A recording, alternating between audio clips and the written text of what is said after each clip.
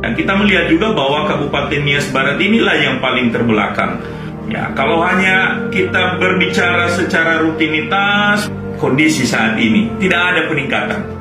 Pimpinan-pimpinan daerah habis waktu mereka terperangkap dalam kondisi rutinitas administrasi. Dan jangan berlarut-larut di dalam kemiskinan. Jangan berlarut-larut dengan membiasa-biasakan, membenarkan sudah biasa. Jangan, kita berinovasi. Ya, kita hilangkan KKN. Tidak boleh ya bahwa kita memberikan jabatan kepada seseorang ya karena ada sesuatu hal yang diberikan atau memiliki hubungan keluarga. Untuk menegakkan kedisiplinan, maka pertama dulu semua perangkat difungsikan secara maksimal.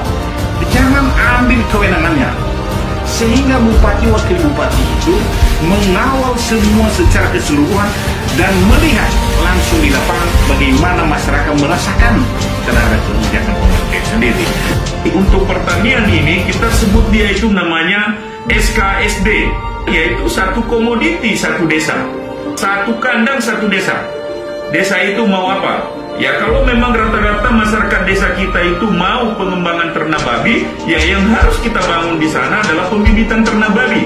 Tentu hasil dari pembibitan ini nanti penggemukannya, pembesarannya, itulah yang dilakukan oleh semua masyarakat yang ada di desa itu. Mari kita secara bersama-sama, tanpa mengabaikan masyarakat bawah, pemuda, organisasi kemasyarakatan, partai sekalipun dan pemerintah. Mari kita gotong bersama-sama untuk kita bangkit. Yunus Mareku, Nias Barat.